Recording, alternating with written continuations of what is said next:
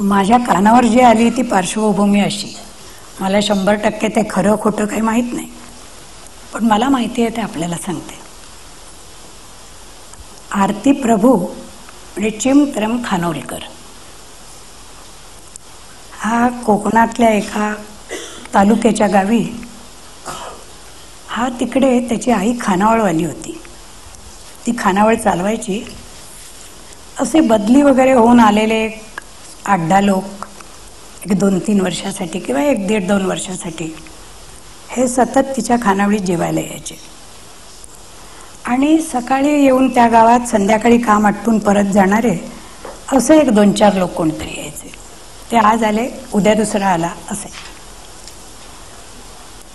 आता ही त्याची आई खानोलकरची, ही बिचारी बाजारराट कर, स्वयंपाक पाणी कर, त्यांना वाढ, सगळे कष्ट, भांडी धुणी सगळं ती करायची.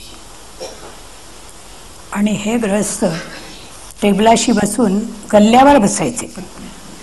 आता गल्ला तो काय असणार, महिन्यातून एकदा कोणीतरी पैसे देणार आणि रोजचे 1-2-4 लोक काहीतरी देऊन जाणार. आणि तिथे बसून हा सारखा काहीतरी लिहित असायचा. कपाळाला सदैव आठी, अत्यंत तुसडा चेहरा, पण तो कोणाची पर्वा न करता ते लिहित बसायचं. तिकडे नेहमी जेवायला येणारी जी 2 माणसं होती त्यांना वाटायचं हा काय करतोय हा पोरगा, असा सारखा लिहून कागद आपले फुकट घालवतोय, काय लिहित असेल. मग त्यांना वाटलं हे काय लिहिणार, कुठल्या तरी पोरीला प्रेमपत्र लिहित असणार, बघू तर खरं काय लिहिता येतो. म्हणून एकदा त्या दोघांनी आपापसात अगदी व्यवस्थित नाटक ठरवलं आणि त्याप्रमाणे केलं. महिन्याच्या सुरुवातीला पैसे द्यायला म्हणून एक मनुष्य तिथे उभा राहिला. त्याने आपल्या हातातली पिशवी तिकडे टाकली. मग तो असे पैसे शोधत असताना खिशात ह्या दुसऱ्याने तिथले सगळे कागद गोळा करून असे करून ते पिशवीवर टाकले. तेवढ्यात ह्याने त्याला विचारलं, अरे थोडे कमी पडत आहेत, पैसे देतो का. त्याने काढून दिले. मग ते पैसे त्याचे दिले आणि जणू काय नकळत असे ते पिशवीत त्या कागद ते घातले सगळे आणि पिशवी उचलून चालायला लागले. समजा याने हटकलं तर ते सगळं काढून द्यायचं, अरे सॉरी म्हणून. पण ह्याने काहीही हटकलं नाही, काही बघितलं सुद्धा नाही त्यांच्याकडे आणि ते आपल्या घरी ते कागद घेऊन गेले. आणि ती प्रेमपत्र वाटलेले कागद ते उघडून बघतात तर असं उभं उभं काहीतरी लिहिलेलं.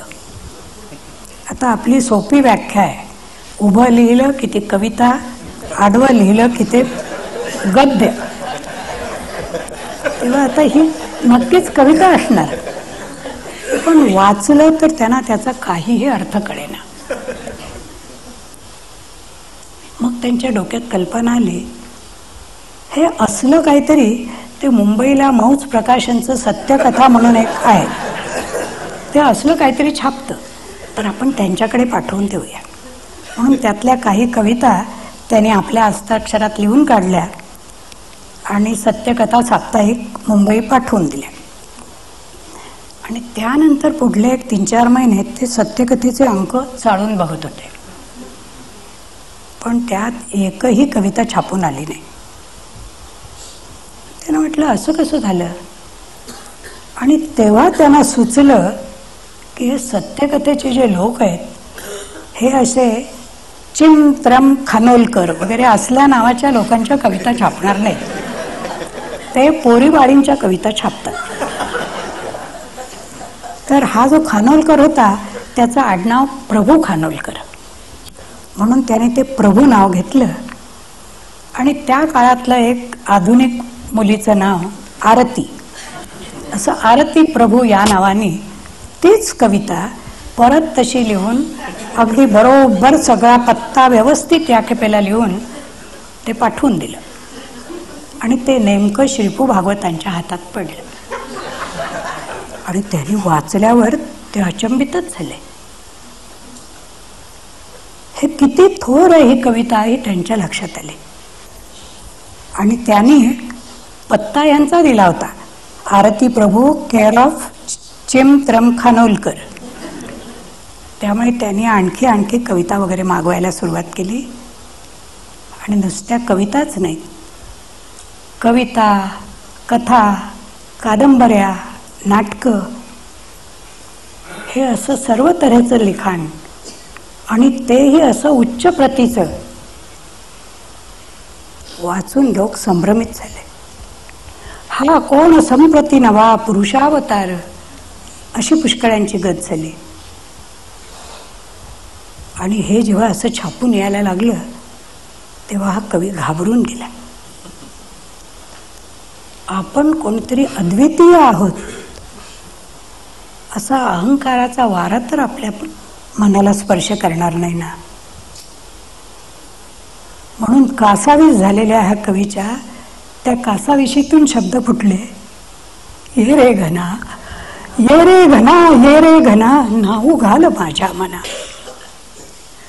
एकदम त्या दयाघनालाच त्यांनी हाक मारली. साधं पाण्याने धुवून टाक वगैरे नाही, न्हाऊ घाल. आई ज्या मायेने आपल्या मुलाला न्हाऊ घालते तसं, ये रे घना, ये रे घना, ये रे घना, न्हाऊ घाल माझ्या मना. फुले माझी अळूमाळू, शब्द सुद्धा कसे वापरलेत बघा. फुले माझी अळूमाळू, वारा बघे चुरगळू, नको नको म्हणताना गंध गेला रानावना. ये रे घना, ये रे घना, ये रे घना, न्हाऊ घाल माझ्या मना, न्हाऊ घाल माझ्या.